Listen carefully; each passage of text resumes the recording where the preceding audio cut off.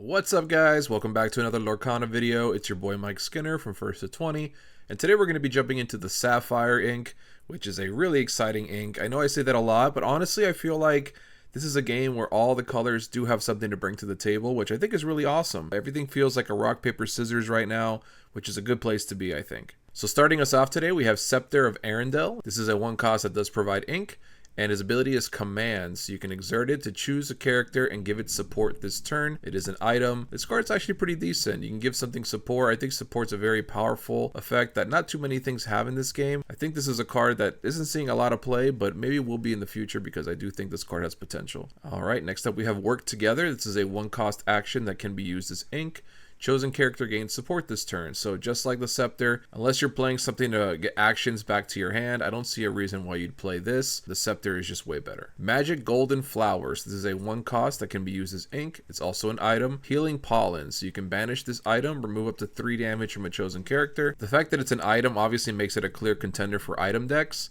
And overall, I think this card is actually not that bad. Next up, we have Citizen of Lorcana's favorite card, so shout out to you. This is Flounder, Voice of Reason. It is a 1 cost that does provide ink, and it's a 2/2. So we have another 1 drop. That's a 2/2. Every single color has one. And honestly, who doesn't love Flounder? He's just awesome. Next up, we have Develop Your Brain. This is a 1 cost that does provide ink. It is an action. Look at the top 2 cards of your deck, put one into your hand and the other at the bottom of the deck. Being able to look at the top 2, get information, and then also get to draw one of those cards is really great. A lot of cards in the game let you look at the top cards, but then you don't get to actually draw the card. This one lets you. So for 1 ink, it replaces itself with possibly a better card. So I think this card is very good, and I have seen it in almost all control lists. I really love this card, and I think it's going to see a lot of play.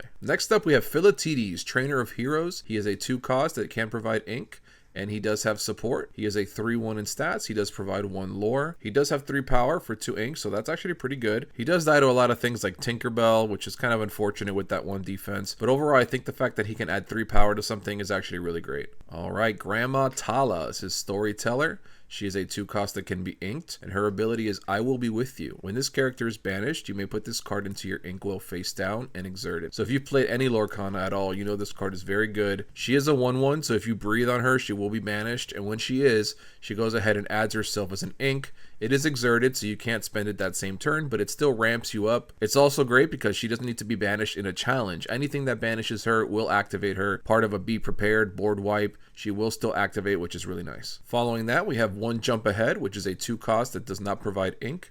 It is a song. Put the top card of your deck into your inkwell, face down and exerted. So blue, as you'll see, has a lot of ramp. I think this card is really solid, and I expect to see it in a lot of different ramp decks. I've got a lovely bunch of coconuts. So Coconut Basket is up next. This is a 2 cost that does provide ink. Consider the Coconut. So whenever you play a character, you may remove up to 2 damage from chosen character, and it is an item. The fact that you don't have to pay anything extra, and just whenever you play something, you get to heal something, that seems really good. I think this card's really good for draft, but I'm curious if it's actually pretty good for constructed too, but we'll have to wait and see. Next up, we have Aurora, Regal Princess. She is a 2 cost that does provide ink, and she is a 2/2 stat, but she does provide 2 lore, so that's actually really good. This card has been a staple in many decks just because she has that 2 lore for low cost. You can use her as ink if you draw her late game, and she can be shifted. So you'll see later there is a stronger Aurora, which you're able to put right on top of this one. For those reasons, this card has been really good, and until we see a better Aurora that has an ability, I think this will see plenty of play. If it's not Baroque, this is an action for 3.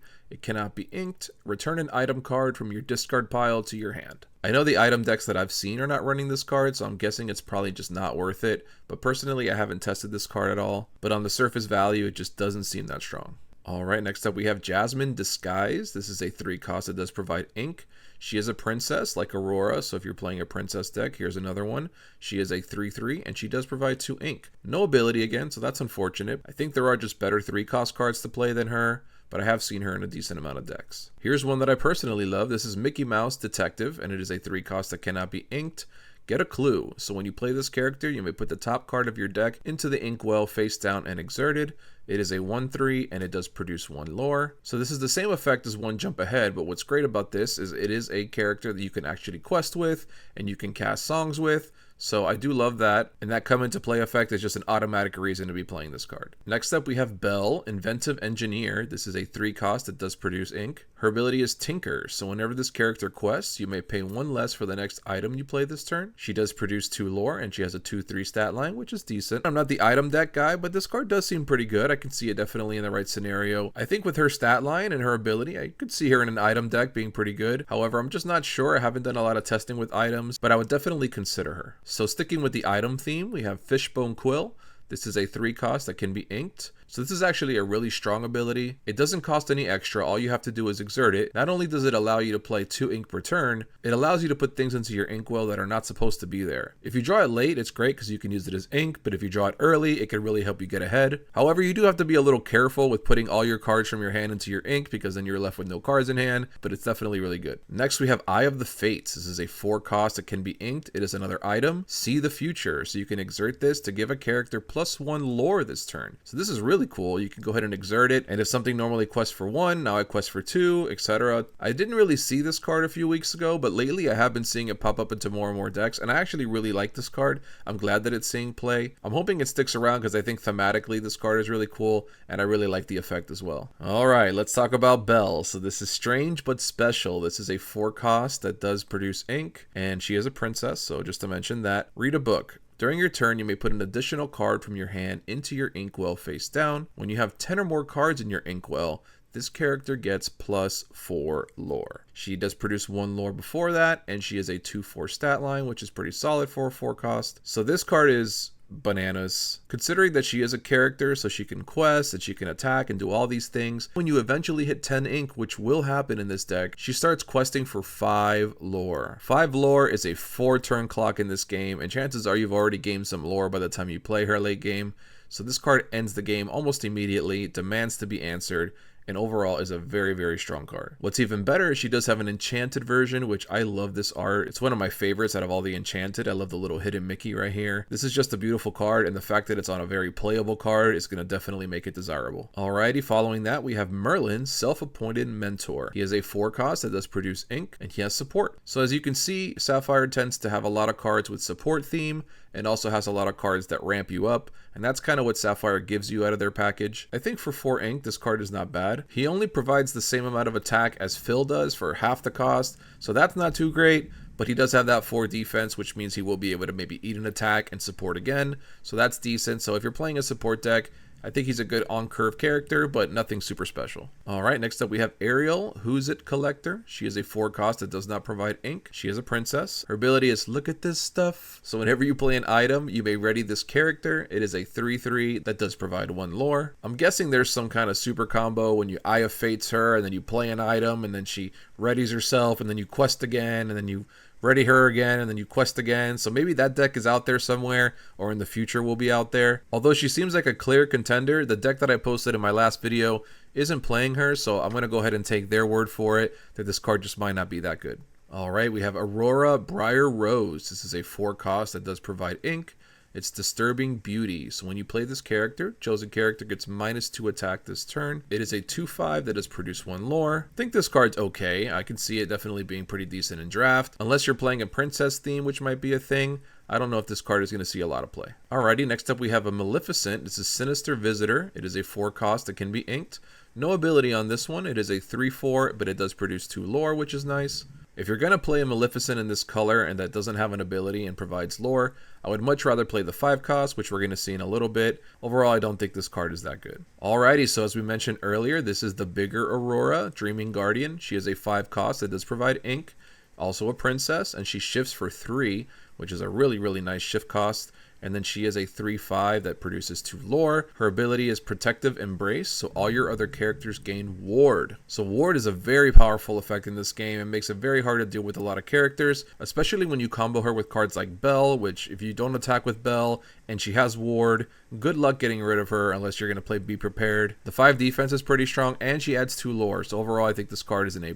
And once again, there is an enchanted version of this card, which is super cool. I don't think this image does this card justice. All these enchanted cards are foiled, and they look really, really awesome, so I can't wait to see it in person, and I really like this art. So here we have Maleficent, Uninvited. This is the 5 cost one that I mentioned. It can be inked. It is a 3/6, again, does not have any effect, but produces 3 lore. So clearly a lot stronger than the 4-cost one. I think for that 1 extra ink, it is worth it because you're getting an extra defense and you're getting an extra lore, which is really good. The fact that you can ink her is nice because early game, if you can't play her, you can use her as ink. I think this card is really solid. Here's one of my kind of sleeper picks. I know some people are already on this card, but I think this card is really, really good. This is Donald Duck strutting his stuff. This is a 5-cost that can be inked.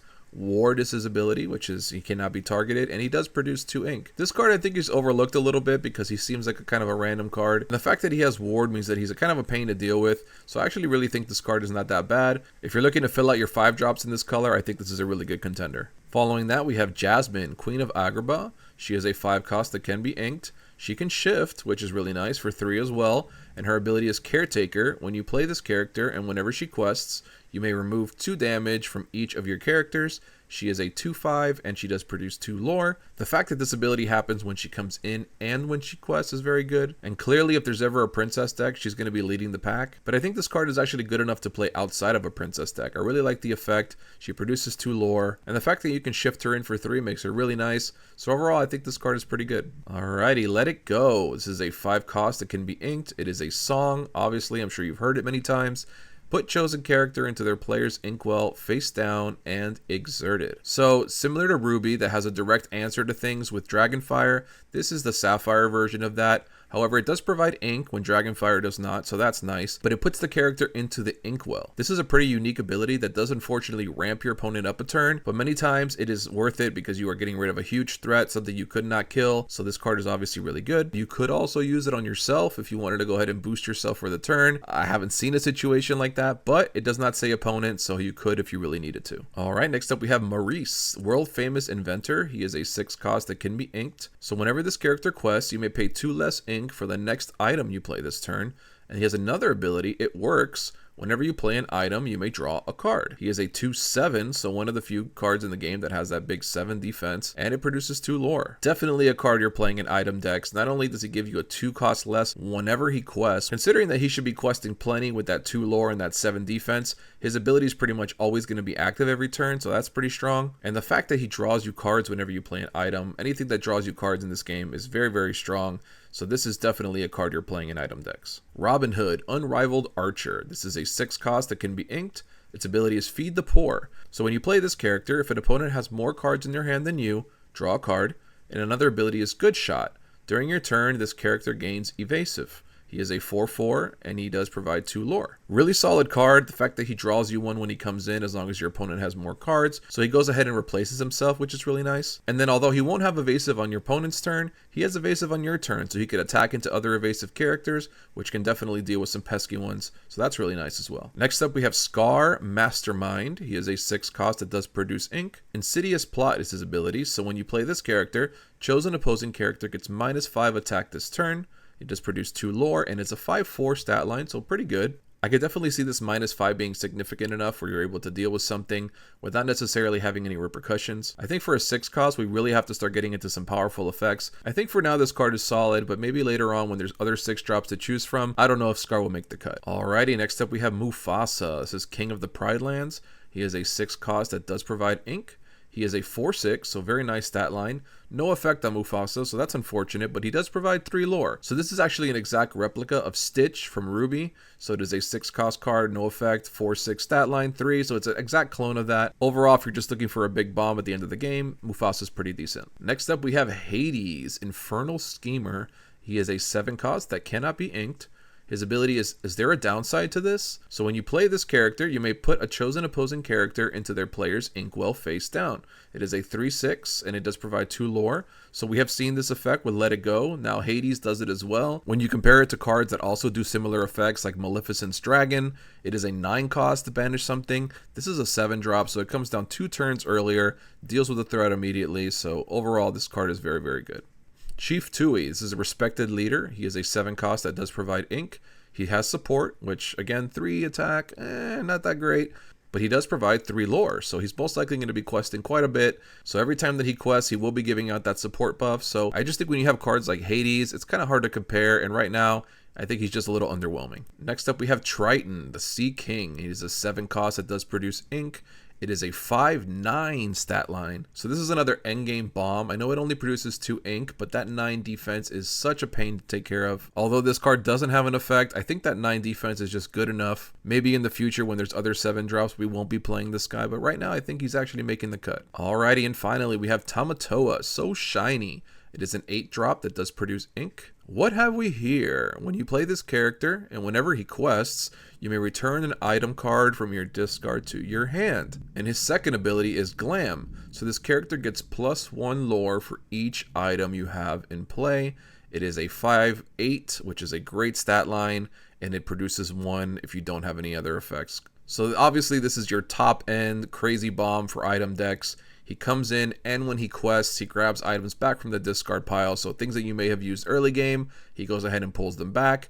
And then when you have a bunch of them in play, he starts turning sideways for a ton of lore, maybe even more than Bell, which is crazy. Obviously, you do have to have a lot of items for this deck to work, but if you're playing a theme around Tamatoa, I definitely think he is amazing. And if you're playing against an item deck, you could expect to see him on turn 8. Alright guys, that wraps up yet another video. Thank you guys so much for watching. If you enjoyed or learned something in this video, I would love if you could hit that like and subscribe button. We are now 3 days away from Lorcana, guys. Get hype. Unfortunately, my store is going to be upcharging, I found out, so I will be printing 2 sets of proxies, putting some decks together, and just going to the store and teaching people how to play. For those of you coming to Miami TCG Con, I can't wait to meet you. I live in Miami, so it's right down the street from me, so I'm really excited to run into all you guys. But until then, thank you again for watching. Be safe out there. Be kind. Peace.